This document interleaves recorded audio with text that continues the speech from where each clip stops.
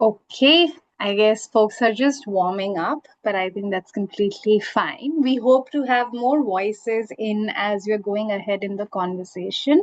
But everyone, thank you so much for joining us on a Friday evening. If you're joining us here in India, we're very, very excited for our conversation today and to really impactful educators who work in the area of what it means to think about climate when it comes to education, when it comes to working with children and young people. We'll get into that in just a little bit.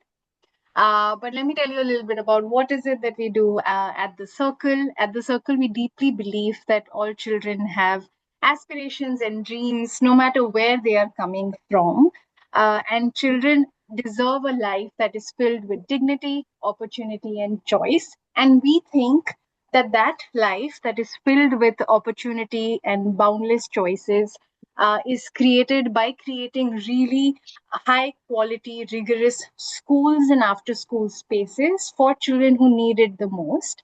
That is why the Circle works to reinvent schools, after school spaces, as well as teacher education institutions, because we believe that this is one of the biggest answers that will help empower children in low income communities to climb out of poverty and to create an India that is filled with love and it's filled with justice. We do three very, very exciting things, but I'll run through it very quickly. We have an incubation that works with entrepreneurs who wish to start their own schools and after schools. We have something called Circle U, where we are reinventing what teacher education looks like. And lastly, we have something called the Circle Labs. This conversation that you've tuned into is a part of Circle Labs, where throughout the year, we are doing a lot of short term programs for educators and people who wish to be school and after school founders to get access to learning sparks and even micro grants to test out what reinvention could look in their spaces. Nikhil, who is one of the speakers for our conversations today, was an innovation grantee for the Circle Innovation Grants, and he was working on a specific wicked problem around climate and understanding what it means to see schools and see the experiences of young people in learning contexts from a climate crisis lens. Okay, that was a little bit about us. And these are two very, very exciting educators and climate educators specifically that we'll be hearing from. I'm very excited to have Matthew and Nikhil join a part of this conversation. Nikhil, as I mentioned, has been associated with the Circle as an innovation grantee and is the one who supported us to get this conversation up and going. Matthew is tuning in from Brussels in Belgium currently. Matthew, again, thank you so much for joining us. Matthew is a philosopher and educator, and mostly, as you'll hear in the conversation today, he's a systems thinker. He is a philosophy educator at the European Schools Brussels. He has founded something called Climate Academy for more than a decade ago.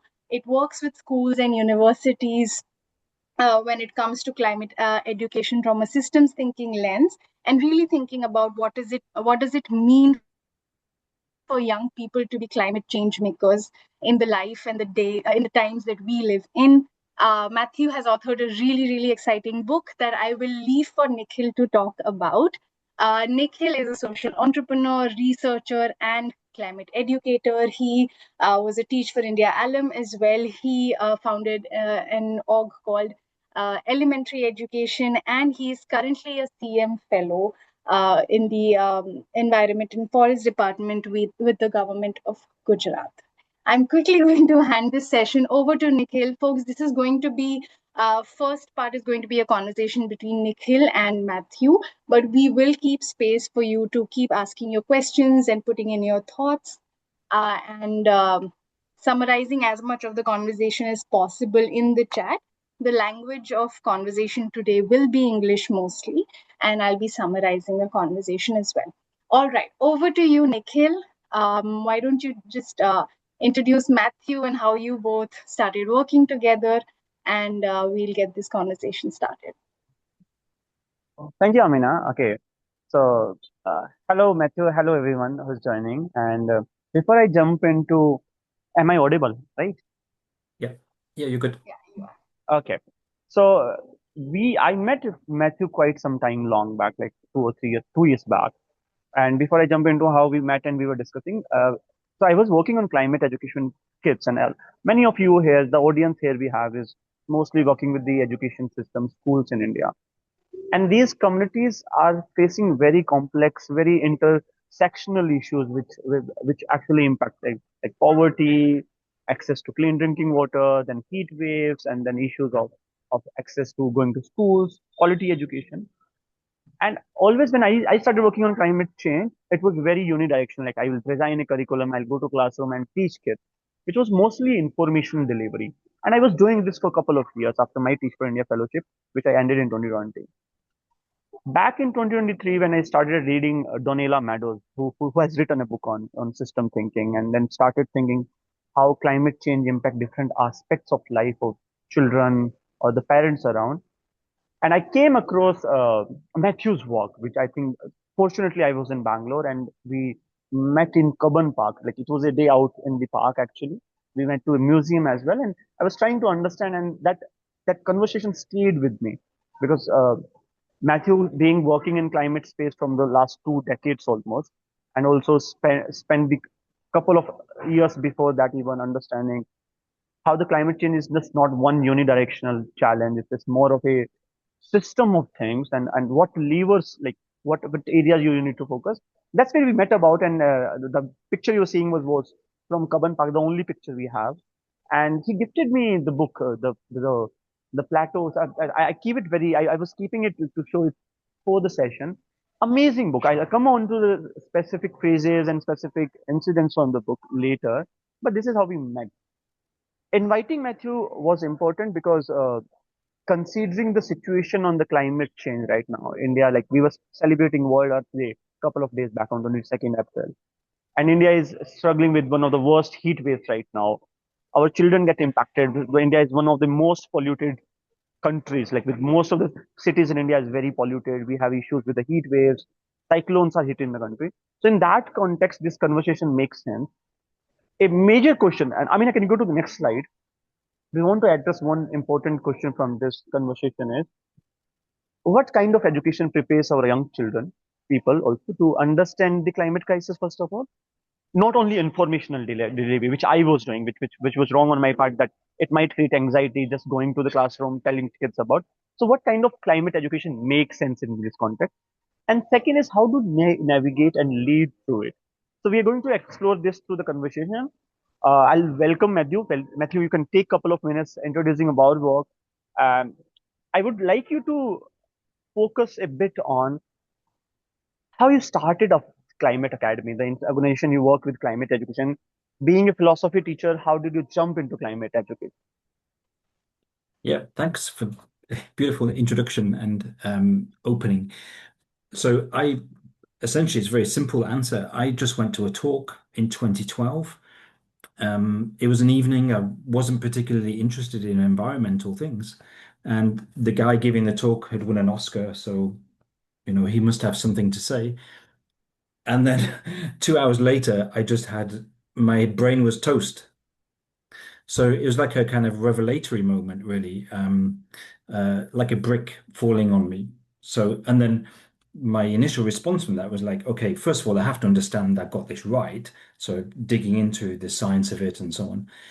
And then secondly, just the shock of me not knowing it before. And therefore, what's true for me is true for so many. And so we still have, I think, globally education systems which just do a really bad job with climate and sustainability. So in a sense, I was part of that picture.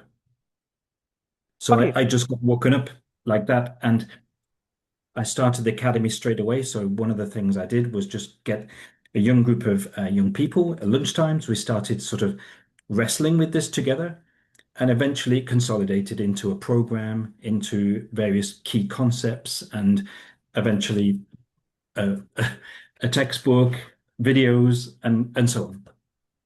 okay. So basically, the journey started with your own exploration with climate change, your own education first happening, going down with the kids at their level, Yeah. understanding and seeing the world in a very, very plain manner that how climate change or sustainability means to them. And then probably things started evolving from there. Yeah. So, Exactly. And yeah. yeah. So, while you shifted to climate education, how did you started seeing, because you were coming from a background of philosophy, right? You were teaching philosophy. Yeah. Were you already thinking about the system lens when you were teaching philosophy? Or it was during the climate exploration with the children that you realized, oh, this is more of a systemic problem that I should be focusing on? Right. So I have a predisposition to thinking systems just as being philosophically minded. And I didn't realize that climate change and sustainability was equally systemic. And the more that I went in that direction, the more it sort of revealed things. Um, and and then to pull it to Plato and to the book, then suddenly what I had been teaching Plato like that, suddenly I realized all these resonances with the environmental crisis and other things. So it kind of added a new layer of depth to everything. Um, and I think if I just that's an image from the book, and the way the book starts is I just comment on the fact that philosophy looks a little bit abstract, a little bit cold.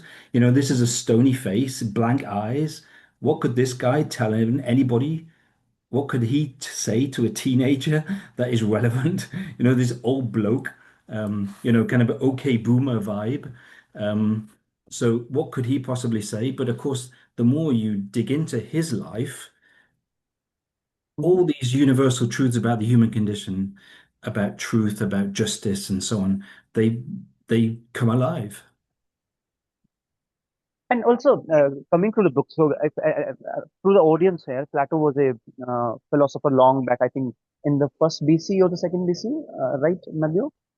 Yeah, around well, Socrates, his teacher, died in 399 BC. So that's a kind of where you can put a, a marker in the sand. Yes. He, Go ahead, sorry. Yeah. So, so so, uh, so coming to Plato, sorry, interrupting you yeah, here. So, Plato was a philosopher, and he was looking the system. And then, if you go through the books, guys, like for the audience here, there's a very important aspect on philosophy where I think Plato talks about democracy, and then I'm connecting to current reality here. I'm diverging the conversation a bit towards philosophy here. I realized through this conversation and what we see right now in our current context that our global leaders are not concerned about climate change as with the urgency they should be. The current geopolitical ecosystem in the last 2 years have shifted towards wars like the Russian-Ukraine war, the Iran-US war, or the Israel issue in the Middle East. And there has been a mention of a phrase or a anecdote in the book about the ship of fools, right? Where the captain who is not having clarity about the future is taking the ship, and where he will take you never know. So how do you what do you want to share with the audience here or the people in the group here that what Plato talked about something 2000 years back is still yeah, relevant? right. So I think if we zoom in on Plato's life and pick out two details, these two things happened to him when he was a young man, a teenager, and in his early 20s. And the first was the death of his teacher, but the death wasn't an accident. He was executed, and he was executed by democracy. They voted for his death. So a guy that was just asking questions of leaders, difficult questions, he triggered enough people by asking hard questions. In the end, they squashed him. So the system squashed him. And that was like a very personal thing for Plato. Like we all know that in school, we all remember our best teacher. They have this profound effect on us. So to have him executed under false charges in a rather mobbish way, that had a big impact on him. And then secondly, Athens went to war, and again, it was voted by the democracy. They went to war with Sparta, and they thought they'd win. Athens was the greatest of all cities. I mean, it is a remarkable place at every level in Athens, in architecture, in poetry, in mathematics, in every field of human culture. Athens is stepping forward, and in democracy, the world's first democracy. Well, manocracy, I should probably say.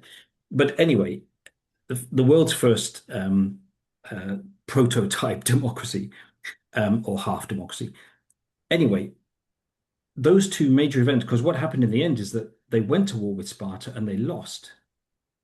So those scenes you sometimes see from World War One, where all these women and children wave goodbye to their dads or their husbands and so on, and then the boats don't come back because they didn't expect to lose. They didn't expect to lose so savagely. It was exactly the same for the Athenians. So Plato, as a young man, is wrestling with these deep questions of loss, of tragedy, of grief, the collapse of a civilization, the collapse of the symbolic order, and that you don't see in the face. You know, this face here, this blank face, you don't know. That's not obvious. And, you know, teenagers and adults, we all feel today rather powerless when you, like you said, you talk about wars which are taking place now. And we get into those wars on this ship of fools. Like these people have voted, like something is not right with democracies if these things can happen out of them. So I'm not being anti-democratic. Fundamentally, the conclusion of this book is not to demolish democracies, but we have to Definitely. ask questions of democracy and realize its limits. Because, and to summarize Plato's response to this, he basically says that democracies plug their decision-making apparatus into desire, into consumption, into the flesh, if you like. And if that bypasses reason, if that bypasses justice, and then we have a problem. So yeah, that's essentially so. The first thing I really want to say is that Plato, although he's a distant historical figure, he was wrestling with tragedy, the limits of things, and a sense of powerlessness faced with a system that doesn't seem to be acting reasonably. Excellent. And also the same kind of helplessness and the same kind of void we as in India right now, what I see of the youth around, that you feel really helpless with whatever is happening around in terms of air pollution, or maybe with the heat waves that are going in the country. And how do we cushion back is a challenge. At the same time, it's like someone also mentioned that about the climate anxiety. When we interact with children, it is a very shaky path. Like you want to introduce them to climate change, you want to educate them about climate change, but you're also afraid that how these memories of climate change events or incidents that are happening in their cities or around them might not also trigger anxiety into them, because there's a lot of this helplessness or the lot of rant that comes out when Yeah. we sit around kids. So in your journey, when you started after 2012, talking to children, did you consciously assure that that anxiety or that kind of fear doesn't imbibe it? It's like you wanted them to be more optimistic about to solve it, or it was like you wanted to give them the reality of what was happening in climate change? So I'm just going to reject the polarization of education and climate and all these things into, let's say, happy, sad. Like education is functions, I think, on a different level to that. And what Plato shows, and I think what I try to capture inside the Climate Academy, is that there are rewards for the truth. We're creatures that are hungry for truth and meaning. And this transcends questions of like, is it not? And if you, in a very sharp way, in terms of climate education, they kind of know it anyway. I mean, we're not kidding them by giving them soft responses or shit. You know, there's somewhere they understand the system's not working. You know, emissions keep going up. Extreme weather events happen more frequently and with more intensity. There's cracks in the system, in Earth systems starting to show. And people, of course, now we're in a kind of new age of democracy where, because of democratic failures in terms of war and the rise of the far right again, people realize that democracy has hit its limits. So these teenagers and adults were asking those questions, and there's something deeply rewarding about going after the truth. And that can't be declined into, does it make you feel happy or sad? It's a different game. And I think if we keep fixed on that, um, I think it's a very valuable lesson to learn from Plato. Like he didn't he didn't set up the world's first university because it made him happy. He did it out of a compulsion, out of a dedication to truth and justice. And those are even more powerful emotions than, let's say, material happiness or sadness. So we mustn't be scared with the questions of justice. So coming from the point in justice, when you talk about justice, there's a huge debate around climate justice and the kind of children Teach for India works with, or the kind of school circle or the allied organization work with, or the ecosystem in India in specifically. I'm talking about the context of India or the African countries. How do you assure that so justice and truth, the seeking, the drive or the urge to seek truth, right? Which children generally have when they come to the classroom, they would ask that why even their community is facing the water crisis, with other area in the city might not be facing, right? Or a certain area in the city might be having the dumping yard, like Bombay. People coming from Bombay, Ahmedabad, they will see that huge mounts of mountains of these garbage are outside their houses, and these are generally marginalized, underprivileged uh, communities, right? So in that case, how would climate education, a good climate education, right? We assure that it's not surface level awareness, but it also triggers that truth seeking or that justice lines into them. We don't want to make them advocates like Greta Thunbergs and all at the same time as an educator, or we might who put questions. I'm not putting her in the wrong light here, but how would you in your experience the last 10, 12 years, you have seen different climate education models, which might be delivering information, education, some might be working on leadership, some might be giving some school infrastructure work. How would you define good climate education here from your experience? Well, the first thing I think in terms of security in the truth, because the truths provide security. When you know you're on the right path or something and you're testing it and you find that it's true, there is a certain security with that. So I think the first principle of a decent climate education is that it's basically plugged into scientific truth. You can't argue with the Keeling curve. You can't argue with temperature measurements. These are just like basic facts. So there is a security that comes with knowing just the essential science. But there's a problem in the way, this is globally true, in the way in which we teach climate. So we don't teach planetary boundaries. We teach bits and pieces of climate education, but we don't give students a map. We don't say, this is the end game, that a temperature rise, let's say of 3 degrees, means that the Amazon rainforest will collapse or the AMOC will stop. I mean, already the Indian monsoon is destabilized. So each of these Earth system components has a certain measurable, understood tipping point. So we don't teach students about planetary boundaries. We don't teach them about tipping points. And I just checked my own school system, which is the European school system. I just checked the geography syllabus and it doesn't mention the word tipping point. So 17 and 18-year-olds can do geography as a chosen subject just before university, and they don't have to know about tipping points. And it's the same in the economics syllabus. So we have this compartmentalized ad hoc, like, yeah, climate change is basically extreme weather events. That's pretty much what it boils down to. So the first step of any decent climate education, to get your facts right, and to follow what scientists, when they go to bed at night and they think about climate, they think about how it all adds up to these planetary boundaries and tipping points.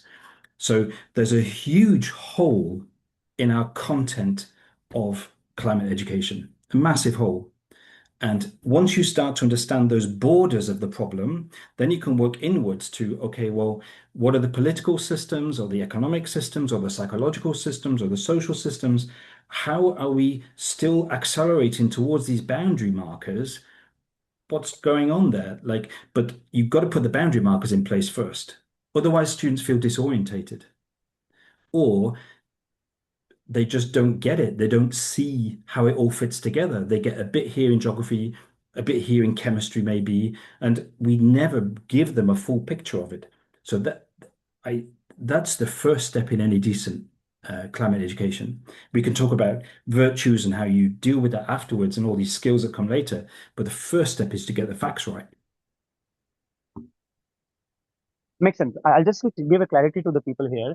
Planetary boundaries are these 9 boundaries, which are you can find on the Stockholm Resilience Center's website. They do a lot Yeah. of research around. Uh, these boundaries are like to what extent the planet can sustain something. So there are like for the ozone layer, we have a planetary boundary. For the climate change, we have a planetary boundary. For the acidification of oceans, we have a planetary boundary. So there are 9 such planetary boundaries, and the Earth can adjust to a certain extent. So you will see very concentric circles, and it is irreversible. Most of these planetary boundaries are irreversible. So if you reaches the tipping point of any of these planetary boundaries, suppose the ozone hole probably, or the acidification of oceans. So before the tipping point, if you act or if you take the action, you can still save in that particular planetary boundary. But if you cross that, so understanding that tipping point or understanding what sustainability in terms of means, how elastic is that, how is what Matthew is talking about, and it's very important as a concept because otherwise, and these ideas of temperature, global temperature, heat waves remains very abstract to the child, okay, or to anyone in general. That we will never visualize the extent. We might embrace the idea or might agree to it in that moment, that how heat waves will impact children or impact old people. But in the larger picture, when we think about system or for the planet, how will that impact? Coming to the next question, I'll not deep dive further on the planetary boundary, but with your experience, like you mentioned that there's a lot needs to be done with understanding right now what's happening with the data or how we are even projecting climate change. We are still not coming to the virtues and ethics and the skill side as well. What challenges do you think? Because a lot of challenges does come in bringing climate education. There's not enough research, first of all, right? In India, there's no one fit because the climate change is so different for every region, right?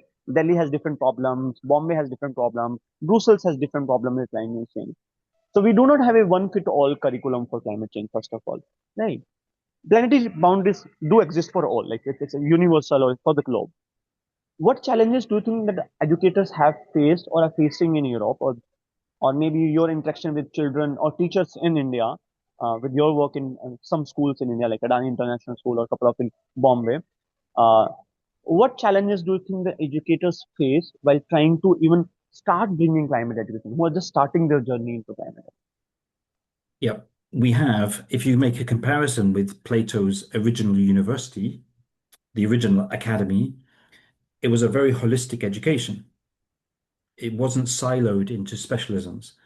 And one of the greatest challenges we have now is that teachers, like myself, we're products of a siloed educational system. So you have specialists, let's say in chemistry or biology, who might feel nervous about talking about the politics or the psychology of climate change, and vice versa. A sociology or a psychology teacher may not feel comfortable with the science of climate change. So we have this kind of these specializations, which are good in themselves. I'm not against specialization, of course, there's a beauty in that. But it does mean that at a secondary school level, or even more so at a university level, you can go through the system and not get these overviews, this kind of 360 view of it. And essentially, that's what this is. This is an attempt. It was just coincidence, but it ended up being 360 pages. So it's 360 pages of a 360-degree view of things. Half of it is the science and half of it is the social and the psychological. So I think the first thing is, and it's for free. I've written it, you can download it for free on the website. This just gives a guide, an introduction to each of the different components of the crisis. In fact, maybe it's a good time. Maybe it's a good time to share the image of the trees. Yes, Okay, I mean, can you go ahead? yeah. So in the book, should I do that, or are you gonna? Okay, great. So I walked past these trees in Durham, that's in the UK, in 1998, and I thought it was a children's playground. It looks like it's like a play area for children, maybe just missing a slide or some ropes or something like that, or a swing. But it's not a children's play area. It's actually a sculpture. It's a piece of art. And as you walk closer, and that's what I did, out of curiosity, I walked closer. Those trees have got some details chiseled into them. And if you look on the left, exactly, you sit on the left, and suddenly, if you sit in one of those trees, all the other trees line up. So the tree on the left, if you sit in it, now you're inside a scene. So what from the outside looks like just random bits of wood and random details, from the inside is actually a picture. So this is the Last Supper. This is Jesus just before he dies. You can think of Leonardo da Vinci's Last Supper painting, and you are sat in the place of Jesus. And you're surrounded by your disciples who don't understand what's going on. In the Christian story, just before Jesus dies, he tells his disciples, yeah, um, eat this bread because that'll be like my body that you will eat in the future. Drink this wine because that's like my blood, which you will drink. And it's completely wacky. So these disciples are kind of like utterly lost. Like, what on earth is he talking about? So if you just go back to the original trees, the outside view, that is often how religions are from the outside. When I visit India, I don't understand the Hindu festivals and the Hindu. I mean, I have a basic kind of factual understanding of some of it, but I don't know it from the inside. And so this is a piece of art about how religions function, or how the psychology of religions, if you like. And I think it's the same true. The same is true for families. Families from the outside look a bit odd, the in-jokes of a family. And critically, it's the same for the climate crisis. When our students look at the climate crisis, and when most adults look at the climate crisis, it looks like that. It looks like a few extreme weather events, a few facts which they don't really know how it fits together. But once you know where to sit to get a systems view, once you know how it all fits together, you have an understanding of these boundaries that you very well explained, Nikhil. Once you understand the boundaries and the shape of it, then suddenly it has an energy and a coherence, and it has a synergy. And then now you can go and explore the details, knowing what the big picture looks like. So this is what's missing in our climate education systems. We don't have a systems view. We don't see how it all fits together. We don't have an awareness of these boundaries. And therefore, it all just looks a little bit dead. It looks a little bit random. So the challenge which I set myself when I was to write this student book was, I need to make it look like that. I need to make the climate crisis appear three-dimensional, coherent, and kind of energized, let's say. And of course, just to finish, that the book is full of little metaphors like this, or images, bits of culture, bits of history, bits of everything to try and bring it to life. So yeah, that was my challenge to address, because we just have this siloed educational system where we leave students behind. And essentially, climate education never gets beyond primary school. It never gets beyond an individual action-based approach, and it doesn't get beyond sort of random facts and figures that don't really make much sense to students. Okay, so I'll just pick one question from here. The coherence. You use the word coherence when you see it in the Yeah. coherence. So if a layman teacher as educator, I just started off teaching science, math, geography, whatever subject, and we have many of these teachers who are very curious to bring climate education to the classroom, right? What would you suggest, one or two steps that they should start? Either they can pick the book, or do you think that them to go back to a certain resource, or do you want them to go back, read certain literature, or how do you want them to start navigating? Like when you started it being inspired with that talk or that conversation on the Nobel laureate, right? What could be a starting point for an educator who is keen to bring climate education to his classroom? I think if we answer that from the role of the educator, because you're an adult and you have experience and you have your own specialisms, I think the first step is to get this bigger perspective. And once that's in place, once you understand those essential coordinates, you can then go into your own specialism and your own interests, and then bring that into that wider systems perspective. So that's as if I'm talking to a group of teachers, that's the first thing. First, you've got to get the systems perspective, which does take a bit of time. I mean, there's 16 chapters of the book. I've just started doing a video series for it as well. So each chapter will have a video. On my YouTube channel, I think I'm up to video number chapter 8 now, I think. So getting that systems perspective may take several weeks.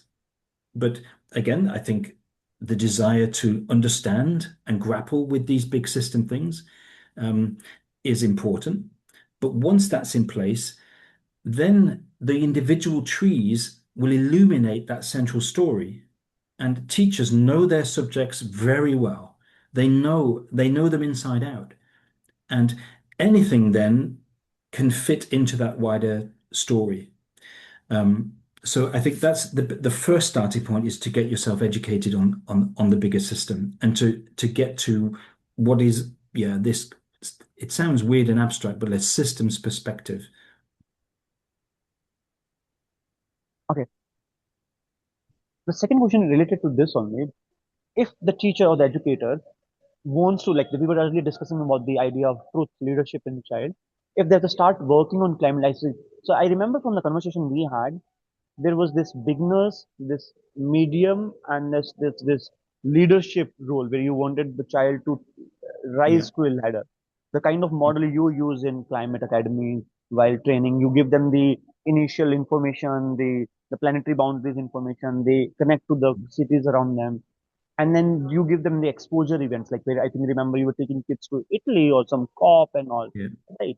And then you ask them to probably go out in the events or to start taking leading on the projects they design. How would yeah, you like someone to design say leadership journey, probably who's starting off with climate education or start looking? Will it yeah. they should limit it to just the information or the understanding of climate in the initial few phases and then jump on understanding leadership? Or they should start tweaking around it then? Yeah. It's a good question, and I grappled with this a lot over the since 2012. So the way that I started, and I think still what is true about the program, is that it does function very well as a leadership program. And in any school, you have some gifted and talented students. And I don't mean gifted and talented like they can go to Oxford and do maths. I just mean they have some deep gifts. Um, and that can be in the heart as well, but also in the head. And they have like an extra energy. They are they understand stuff more quickly or more deeply, but we struggle to feed those students. So when I started by designing the program for those kind of students. And it can function like that in any school. And in fact, in my own school, that's what I still do. I invite the I ask the staff in the school, identify for me in this year group who are the gifted and talented, who've got this extra energy, and we make a group out of that. So it's like a prestigious club. The Climate Academy has got a very heavy sort of symbolic, academic, and value. It's got a heavy symbolism about being a very advanced course. And if you invest in those students, they have a massive impact on the rest of the school community if you set them up in the right way. And behind that is an important principle of the 3.5% rule. So this is Erica Chenoweth. And Erica Chenoweth, she's a Harvard professor of public policy and so on. And she looked throughout the 20th century, she studied nearly 200 revolutions that happened in the 20th century, from the civil rights movement through to Indian independence and so on. And she calculated that the maximum number of people you need to transform a society in a systemic way, the maximum is 3.5%. The civil rights movement was more like 2%. But if you can empower some leaders, they have this massive transformative impact because everybody else, the other 96.5%, they're like, yeah, most of them. I mean, there's always some zombies or weirdos who don't kind of get it, but or have an interest to protect. Most people go, oh, yeah, that's actually quite reasonable. India should be independent and free from colonial rule. Black people are just as important as white people. I mean, there's just like basic common sense principles. Everyone's, yeah. But it's the same with the climate. Like we're doing sort of civilization suicide by undermining the basis of all of our economies. It's just ridiculous. It's mad. So most people go, oh, that's a good idea.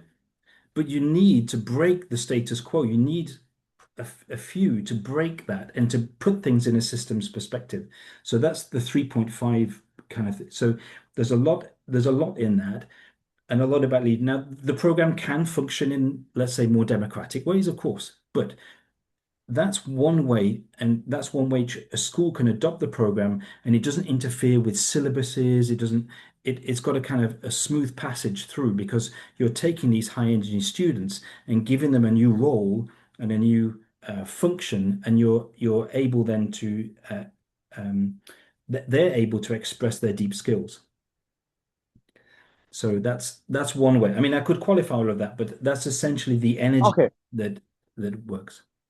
Okay. One of the last question, I think I'll start wrapping up so that we can give the audience some time to talk as well. If anyone in India right now working in the schools or running their own schools, like Circle funds a lot of schools around, they support after school programs, schools. If they want Climate Academy to be a partner to implement your program, because I think we have spent the last 1.5 decade uh, solving this crisis of the climate education, how it should pan out. We have done a lot of experimentation. You have you learned. I am sure that you have failed at places. You learned back. You went back, right? So why reinvent the wheel in that case? So Climate Academy, as far as I know, is currently working very actively in Europe with few active roles and projects in few schools like the Adani International School or a couple of schools in Bombay, if I remember, or Bangalore. How can someone reach out to Climate Academy or in the near future if Climate Academy spreads out or expands in India? How can we navigate that? Yeah, we're just a few weeks away. Like we have just finished designing in the background. Me and my dad, my 80-year-old dad, who's a lifelong learner, he's been building the background website and Moodle. It's not public yet, but if you go to the Climate Academy website and just sign in with an email, within a couple of weeks, we'll update you and give you the link and all the resources, including the textbook, some quizzes, some videos, etc., and the certificates. There's a certificate program with it. All of that will be available. We're just not quite there yet. And then there are many, you can just contact me directly because there's many different ways in which the Climate Academy program can work. I've mentioned there's special needs, but it can also work as learning English as a foreign language. There's a school in Italy runs it. The English teacher's running the program in her English lessons. So it can work like that. Or it can work as a Saturday club, that's another way in which it can function. Um, there's different ways, there's different modes of operation in which it can work. But essentially all the resources are inside the website. And then it's up to your own like instincts and your own personality and the structure of your school to find the best fit. Right. I'm also excited by your father is contributing to the website because he knows that this planet is important. Father knows that how important this planet is and how important this work is right Yeah. now. Okay, Yeah. And so it's I will also go ahead. it's Sorry.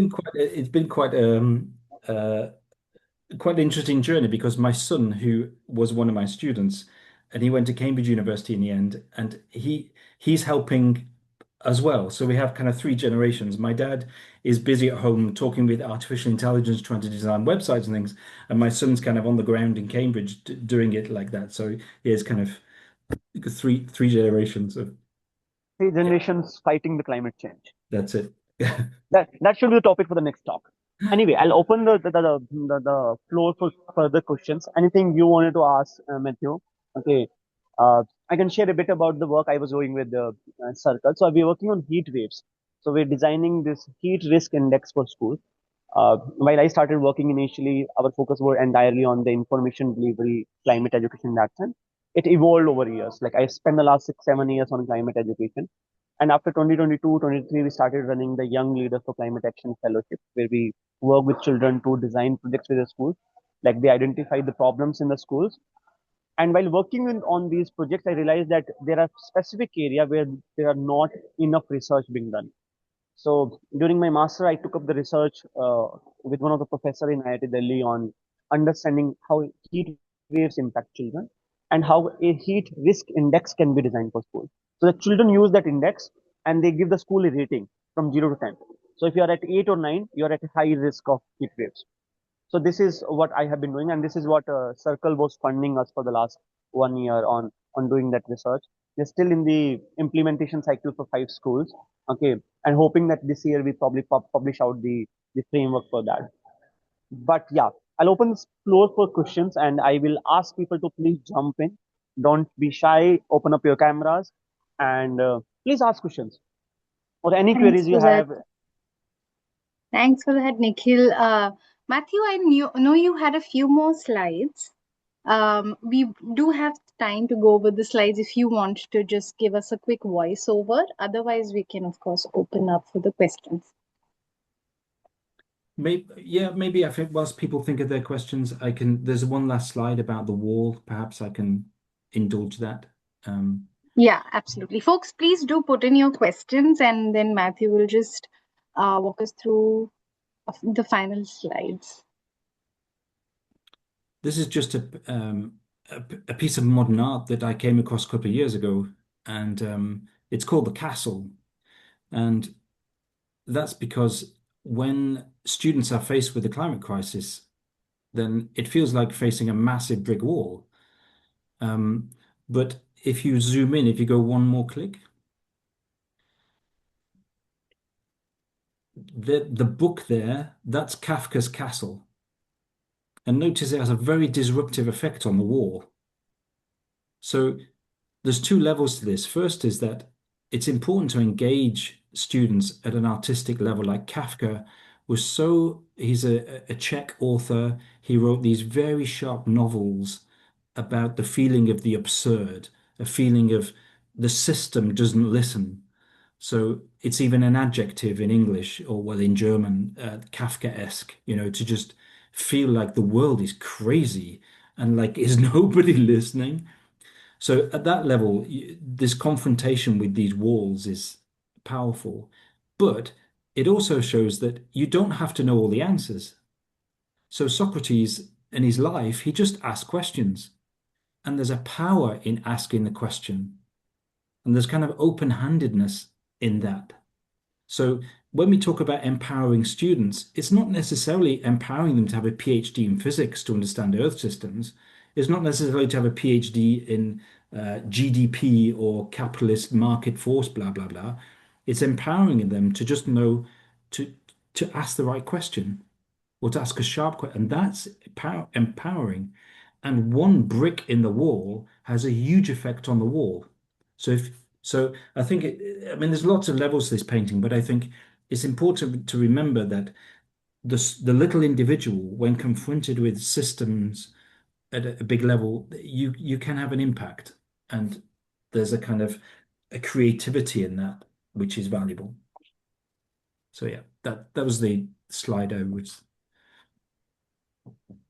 Love that. I think that's beautiful, and I'm glad that we got to go over it.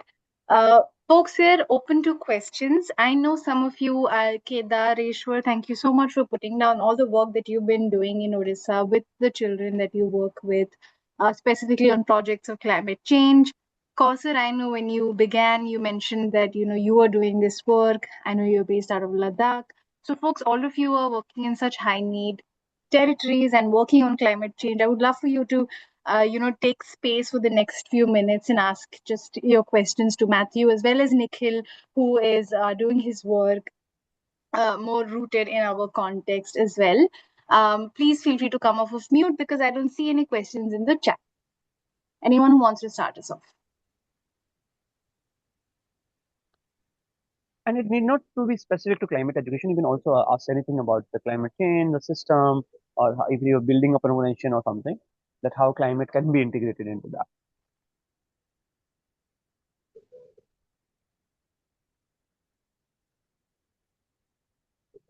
Can I ask now? Yes, for sure. Yeah. Yeah. So hi, I'm Kausar and I am from Ladakh.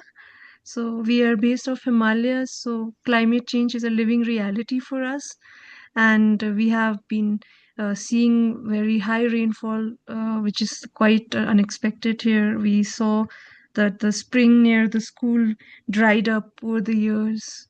And so for us, and it heat, it's getting too hot. Like as a child, we never had fans, we never had refrigerators.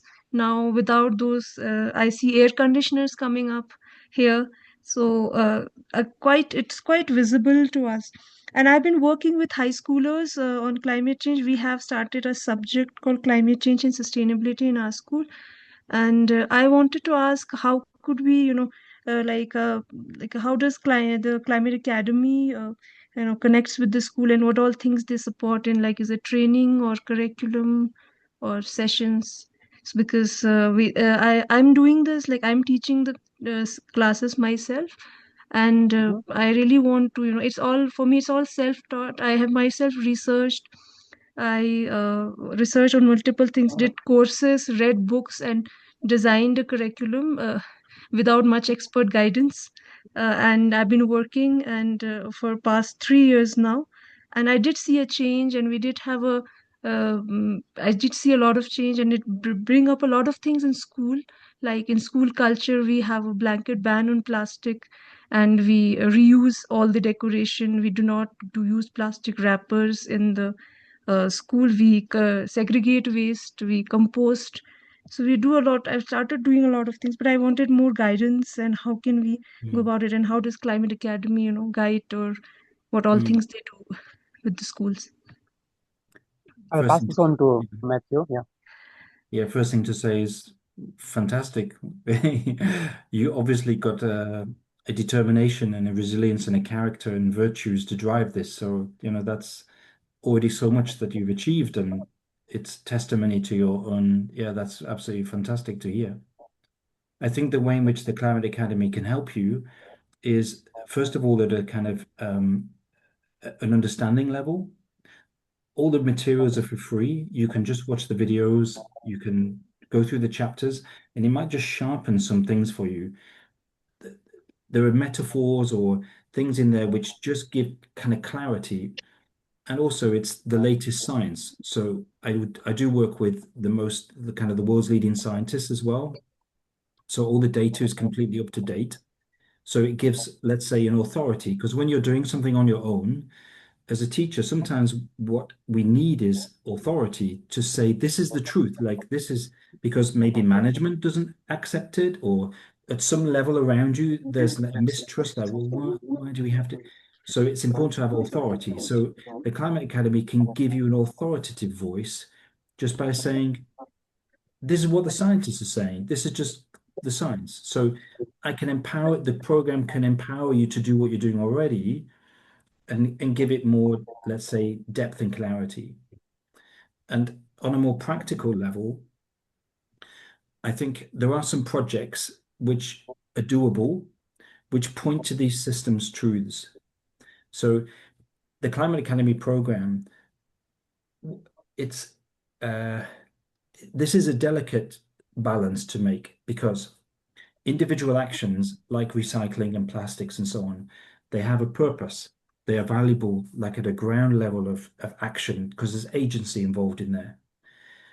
But what sometimes happens, and what often happens, is that students then feel disempowered at some point because these are just individual actions and it doesn't affect the system. And it's bridging this gap from the individual to the system, which is one of the biggest challenges of climate education. So we do have projects which try and take you into the system level of action. And to just finish my response, when I was in India last time, I was in Delhi and I went to the Gandhi Museum and I did a short video there.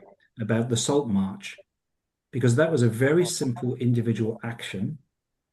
It was replicable by millions of people, but it wasn't an individual action which pointed in on itself. It pointed outwards to the injustices of the structure, of the colonial structure, of capitalism, the whole thing.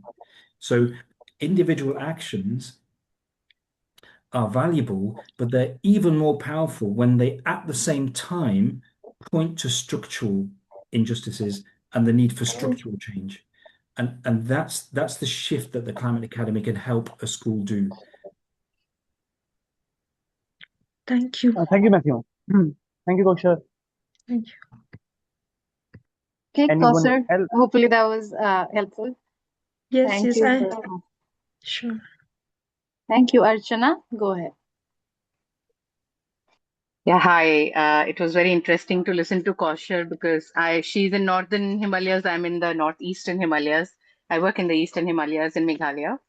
Okay. And one of the things and realization I've come to it is that while listening to you, thank you so much for the amazing conversation, is that while we are inviting children to ask questions or creating that ecosystem where we want people to ask, are we also building a system that responds in that much with that much maturity, or it takes offense at being asked the questions kind of a thing? So whether it is children in schools, whether it is anything else, I think it really makes a difference. And the second part of the question is that working with the Khasi tribe in Meghalaya, one of the things I've realized is that while they want to protect their environment, when they talk about sustainable projects, whether they want to build a business or something, somehow environment goes missing in that. They are two very separate entities altogether, right? So while they want to protect environment, they don't know how to make it a part of their livelihood and skills and practices and everything, because that is the skill that has been lost over the generations. And that is where the challenges come. So I'll give you an example. I hosted a conversation with 150 children in one of the colleges, and 80% of them said that we want to protect the environment in our region and we want to actually plant more trees. I like, all right. So I like, what is your challenge? They're like, oh, we don't have skills and we want to start something. So people don't leave the villages and go. They're like, what do you want to do? They're like, okay, we want to, make jam squashes and whatever typical things that people in mountains do, right? They will pick up things from the berries and they will transform it into something. I like, all right, what is your entire end-to-end process going to be? And how are you going to ensure that environment does not get damaged and the resources are mindfully utilized? They're like, oh, what does that have to do with this? So I think somewhere creating this causality and showing that if we are not mindful of it at that level, what kind of effect and impact it can have. So these were two concerns I had, and if you have any examples to share, I would love it. And third, I think just the last thing is that how do we make it this kind of information more accessible to children, which meets them where they are, their knowledge levels and their learning levels, and not what we are creating and assuming they will consume, because a lot of time it just goes over. And nobody says anything because they don't want to come across as somebody who's not understanding. So there is a lot of shame associated. And this has also happened through colonization, that, oh, I have not been able to understand, or, I don't think I can ask a question because I will come across as somebody who doesn't know. So these are very real scenarios. I've been living there for 3.5 years and I hear these stories every single day. So I just wanted to put that in the circle. If you have any stories to share or any information that can help me learn. Okay. So, Matthew, I'll leave the third question to you. I'll answer the first two because they're very contextual to Meghalaya's reality around forests and all, right? And more on the political environment. You can also add on to the first answer. So the political scenario right now in India, or maybe in the far conservative, like where there's the crushing down the dissent, right? If we promote children to ask uh, question, but there's a very sweet spot. I didn't get your name, lady, ma'am. I didn't get your name. Sorry. Archana. Ashna. So you might check out this lady girl from Manipur, Lisi Priya. Lisi Priya she's like the she's given the name as Greta Thunberg of India, though she find it a little derogatory. She said she's the young leader. She's a 9, 10-year-old girl, and then she started her climate leadership, and she speaks very vocally against the government, and she's also awarded by the same government as well. So with children, there comes this little privilege that they can speak out very vocally, which I think journalists or people from the adult age group might feel a little crushing because they're on the social media, they face a lot of backlash and all. But when dissent becomes very huge from children, from such age groups, very questioning back also question the parties or the political entities' morality. Like yesterday, what happened in Bombay, that lady who was shouting at a political leader in a rally around that. So I think that's a sweet spot on how do we use dissent as a space of accountability rather than just using uh, it for advocacy or protesting without due foundation and all. So I would share the Lissy Priya's example or one other girl from Tamil Nadu. She was working on a very innovative model of bringing postcards, making the government accountable. Okay. Answering to the second question on the forest one, which is a major challenge in Indian forest ecosystem. I work with the forest department in Gujarat here. So I work as a consultant. I help them design new policies and all. And then we have been also addressing the same issue that how do you involve tribal youth to design businesses around forest produce, okay, which are sustainably procured, where the environment is also conserved, okay, and they're also promoted to plant more bamboo, more mangoes, more fruit-bearing plants, more berries, and all. So there are a lot of schemes that the national government. I'm not sure about the Meghalayan government if they have any forest-led schemes around that, but a lot of is happening around agroforestry and training around how youth can start working with non-timber forest produce. So the term used for these forest produce is non-timber forest, NTFP actually. So you might experiment out. There are models for it. The central government is promoting it so that sustainable livelihoods might be created. Since you are in education, you might not be able to start a new venture into it, but try identifying organizations which are working with livelihood generation with tribal communities. Sunbird Fund Foundation is what I know in the Northeast. That word works quite actively. I'm not sure if they work in Meghalaya or not. I'll pull out more organization and I'll share it with you. That is what I can do for that, right? I'll pass on the third question to on the rigor part of children. How do you design curriculum with the rigor to Yeah, I think in the end, I think the students have to accept that they're not going to change the world on their own. Like there's a point at which you have to let go of the Atlas syndrome that you will change everything. Students will not. I will not. You do your best in your own space, but at the same time, you should always think, like, how can I leverage what I do? Like to have that forward-leaning mindset. So you're happy with yourself. You indulge the truth and principles of justice. You don't shy away from those things. You don't shy away from the big truths.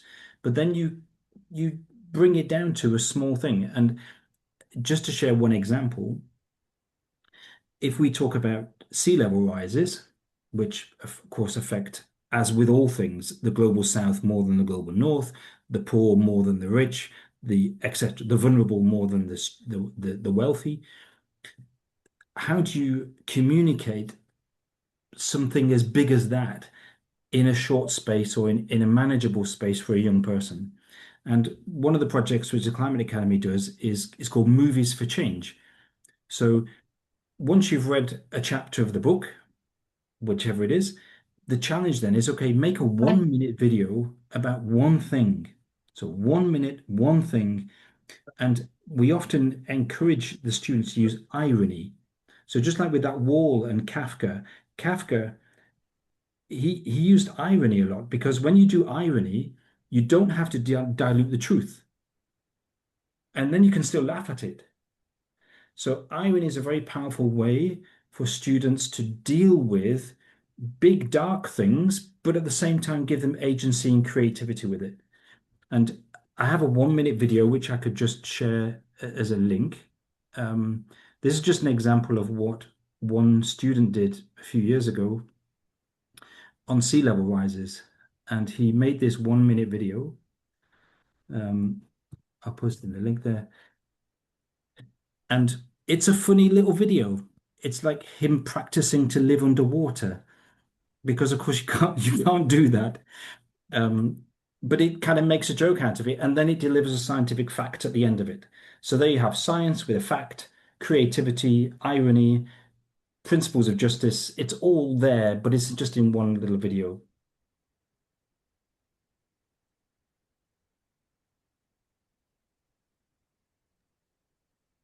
Thank you so much for that, Archana, and thank you so much for that, Matthew. The videos on your YouTube channel look very, very interesting, and they're just under a minute. So I would really urge folks to head on over to his YouTube channel as well.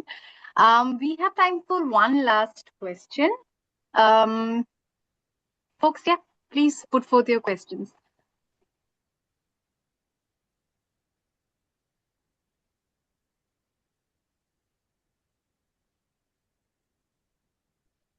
Amina, is it okay if I shared something? Yes. Archana here. Oh, sure. Yeah, so Matthew, thank you so much, and Nikhil, thank you for the examples. I've met Lizzie Priya. In fact, I met her 4 months back at Naturenomics gathering in Guwahati. She had come over there, and I heard her. She's around 14 now, and Sunbird Trust is somebody. My friends are working there, so I'm pretty aware of the Northeastern Network and the work that is happening. And across all the initiatives and everything, one of the things I'm recognizing and feeling is that somewhere we are missing out on how to hold the space with kindness. There is so much of activism, but there is so much of violence with activism that is coming, that our children are turning into this, that they feel they have to fight for everything. But sometimes we need to just sit and be present with something. And how do we hold mature dialogues or dialogues? Because something said with very high decibel can lose the crowd, but at the same time, something said with quiet resilience can have far more greater impact. So we are definitely sharing with our children what they should be doing and how they should be taking action, what actions they should be taking, but how are they taking those actions? I feel is something that we are forgetting to really address as well, because a lot of time these spaces also become ways for people to take their frustration out, which they might be facing in other aspects of their life, right? And I feel unless we learn how to hold space with kindness, we will be actually putting more chaos in the world with wanting to correct something, but we would have destroyed something else, the essence of who we are, as humanity, and how we can hold these diverse pieces together. Just wanted to share that because I've experienced that a lot in the last 3.5, 4 years in the region where I'm working. And it's not easy for a child to be navigating their way through so many things happening at home, at school, in communities, and then they have to, also deal with the kind of devastation happening all around them. So how do they hold that space for themselves and with care for rest of the world, and together, and not it should not be their burden alone, but together. That is all I wanted to just share and put in the center. Thank you for giving me the space. Thank you, Archana. Thank you for sharing that, and it's very important. Totally. Yeah. Well, beautifully said. You're surely students have a great wise person in you to learn from. So these are indeed these are the big coordinates that they have to navigate inside, and how to. You raise a critical point, because the system is already damaging. They're living in a system which is damaging them, which doesn't. And how do you respond to that violence? And it's yeah, because your response has to match that vibe. It has to match it in a sense, like acknowledge it, but not go to its level. That's the puzzle, isn't it? I mean, because the solutions to climate and all of these things, they're going to be disruptive at some level. The status quo is harmful. The status quo isn't working. So we need disruptive pattern. We need to break cliches and traditions. We need to break the status quo, but we need to do it in a way which is, kind, loving, open to principles of justice, and is open-handed. is modest but affirmative. And getting the balance right between all those things is, that's why the world needs teachers, like you.